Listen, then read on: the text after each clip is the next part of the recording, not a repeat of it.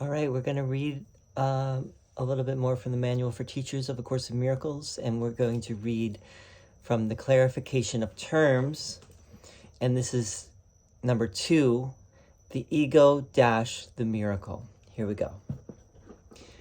Illusions will not last. Their death is sure, and this alone is certain in their world. It is the ego's world because of this. What is the ego? But a dream of what you really are. A thought you are apart from your Creator, and a wish to be what He created not. It is a thing of madness, not reality at all. A name for namelessness is all it is. A symbol of impossibility, a choice for options that do not exist. We name it but to help us understand that it is nothing but an ancient thought that what is made has immortality. But what could come of this except a dream which, like all dreams, can only end in death? What is the ego? Nothingness, but in a form that seems like something. In a world of form, the ego cannot be denied, for it alone seems real. Yet could God's Son, as He created him, abide in form or in a world of form? Who asked you to define the ego and explain how it arose can be but he who thinks it real and seeks by definition to ensure that its elusive nature is concealed behind the words that seem to make it so. There is no definition for a lie that serves to make it true, nor can there be a truth that lies conceal effectively. The ego's unreality is not denied by words, nor is its meaning clear because its nature seems to have a form. Who can define the undefinable? And yet there is an answer even here. We cannot really make a definition for what the ego is, but we can say what it is not. And this is shown to us with perfect clarity. It is from this that we deduce all that the ego is. Look at its opposite, and you can see the only answer that is meaningful. The ego's opposite in every way, in origin, effect, and consequence, we call a miracle. And here we find all that is not the ego in this world. Here is the ego's opposite, and here alone we look on what the ego was, for here we see all that it seemed to do, and cause and its effects must still be one. Where there was darkness, now we see the light. What is the ego? What the darkness was. Where is the ego? Where the darkness was. What is it now, and where can it be found? Nothing and nowhere. Now the light has come, its opposite has gone without a trace. Where evil was there, now is holiness. What is the ego? What the evil was. Where is the ego? In an evil dream that but seemed real while you were dreaming it. Where there was crucifixion stands God's Son. What is the ego? Who has need to ask? Where is the ego? Who has need to seek for an illusion now that dreams are gone? What is a miracle? A dream as well. But look at all the aspects of this dream and you will never question any more. Look at the kindly world you see extend before you as you walk in gentleness. Look at the helpers all along the way you travel, happy in the certainty of heaven and the surety of peace. And look an instant, too, on what you left behind at last and finally passed by. This was the ego, all the cruel hate, the need for vengeance and the cries of pain, the fear of dying and the urge to kill, the brotherless illusion and the self that seemed alone in all the universe. This terrible mistake about yourself, the miracle corrects as gently as a loving mother sings her child to rest. Is not a song like this what you would hear? Would it not answer all you thought to ask and even make the question meaningless? Your questions have no answer, being made to still God's voice, which asks of everyone one question only. Are you ready yet to help me save the world? Ask this instead of what the ego is, and you will see a sudden brightness cover up the world the ego made. No miracle is now withheld from anyone. The world is saved from what you thought it was. And what it is wholly uncondemned and wholly pure. The miracle forgives, the ego damns. Neither need be defined except by this. Yet could a definition be more sure or more in line with what salvation is? Problem and answer lie together here, and having met at last, the choice is clear. Who chooses hell when it is recognized? And who would not go on a little while when it is given him to understand the way is short and heaven is his goal? All right. This is Jesus answering the question of how to define what the ego is and how to define what the miracle is. And because it's so damn difficult, he completely cops out. It's like, can't say, it's undefinable. But here's what you can say. You can say what it's not. Right? You can say what the ego is not. It's there is a term for this. I'm forgetting what apophasis. Yeah, apophasis is a Greek term, meaning that you find what is true by letting go of what is false, right? So you understand what the ego is when you bring truth, when you bring the darkness to the light, or the illusion to the truth, then you can see what the ego was, right? Because you understand what the darkness was. So in other words, just to use an example, when you practice forgiveness and you come to terms with someone and you see the light in their eyes and they see the light in your eyes, and you are friends and brothers or sisters again, then you and before there had been an argument, there had been maybe hatred, maybe something really evil, right? Then you can understand what the ego was. The ego, what that shit was, and the miracle is the forgiveness that makes everyone remember that the darkness is not real, right? Because the darkness is not real because the light has come and brought the peace and the harmony and the joy that really is always there, but is hidden because we consistently choose the ego. But Jesus says very clearly here, the ego is a complete illusion. It's not real at all. And even talking about it as if it's a thing is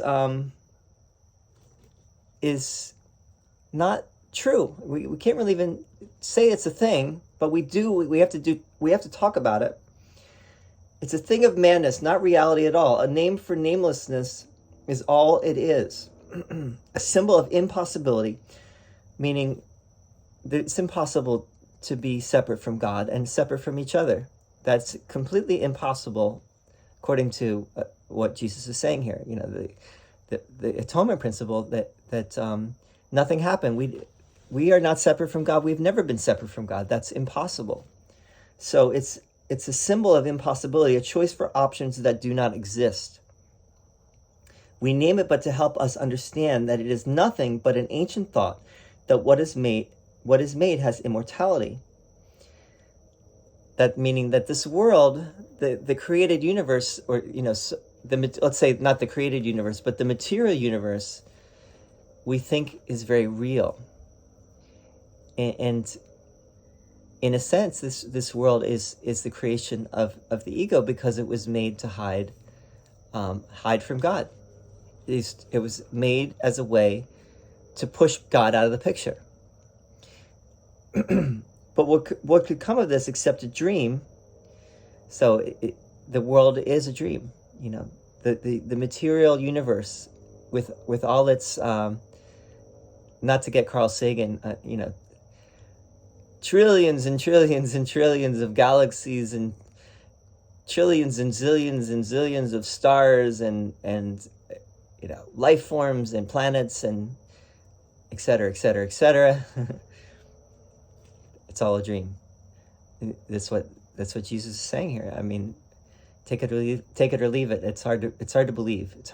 But anyway, but what could come of this except a dream, which, like all dreams, can only end in death? What is the ego? Nothingness, but in a form that seems like something. In a world of form, the ego cannot be denied, for it alone seems real. So the ego, coyote makes this world. The ego makes this world seem real. Yet could God's Son, as he created him, abide in form or in a world of form? Who asks you to define the ego and explain how it arose can be but he who thinks it real and seeks by definition to ensure that its elusive nature is concealed behind the words that seem to make it so. So in other words, this is something Jesus has said elsewhere, which is anyone that asks what the ego is asking a question from the ego, right? Because only the ego would ask that question. When you're at home, you wouldn't even ask that question because the ego is impossible. The ego does not exist. You don't even. This is why Jesus tells us that God doesn't even know about the world. God doesn't know about the ego. That God has no conception, so to speak. And the ego does not know God either. Right? So never the twain shall meet. The two cannot exist at once. There's either God or there's the ego. You can't have both at the same time. There is no definition for a lie that makes it true. You cannot define the ego. Any definition you give, Jesus is not stupid. He's saying any definition that I would give of the ego would give it a reality which it does not have. So let's talk about what it's not, and then you might get a glimpse. But just like you can't see God, right? No man can live and see God according to the Bible, right? No one can really see the ego. The ego is a phantom. Nor can there be a truth that lies conceal effectively. So the ego cannot conceal the truth, right? The ego, as Jesus said earlier in the text, the ego is foolproof but not God-proof. The ego's unreality is not denied by words, nor is its meaning clear because its nature seems to have a form. Who can define the undefinable? And yet there is an answer even here. So Jesus again and again is saying God and God's Son, which are one, that are one, they are formless. They do not have a form. And this is it's a very interesting issue. I've been listening to this great scholar of India, Indologist and philosopher, and really great scholar of the Indic text scriptures, and his name is Edwin Bryant, and he's got plenty of stuff on YouTube if you want to check him out. And he's making a case for God with form, and that God can have infinite forms. Why not? And I don't think that necessarily contradicts what the Course is saying. It just, you kind of have to tease out how that could work. How, because the Course never uses the term Advaita, meaning non-duality. But it does speak of formlessness. It does speak of God without a form. God has no form. Christ has no form. The Son of God has no form. But it could be true that in some sense God conforms to whatever form that the true seeker is seeking. Does that make the form real? I don't know. I really don't know. But it does seem as if what the Course is getting at is the formless nature of God, the formless nature of the Son of God, which are one. That they are one. And I don't know if it matters, though. I think it matters more what effect that understanding has on our consciousness here than it does on the reality of it. Because the reality of it might be different, and this all might be a new myth that Jesus is presenting with us with, a new fairy tale to help us, because we're fed up with God as this supreme person. Those of us who are not happy with traditional religion or fundamentalist religion, and really find the idea of God as love, but love in the abstraction versus love in a form. It's for the people like that they've had enough of God in a form as just a big, bigger version of a human being. I'm not putting down that idea, which is theism or monotheism. I'm not putting that down. But I am just saying that the Course seems to be presenting a new non-dual perspective, or a monistic. Some people call it monistic. Scholars call it monism. That there's one reality, and there's only one reality, and everything that does not partake of that one reality is not real, is not true, and that would be the ego, right? The ego is everything that is illusory or dream. So the miracle basically is the complete opposite of the ego. That's what Jesus seems to be saying. But it's also a dream. The miracle is also not real because it is still in the world of perception.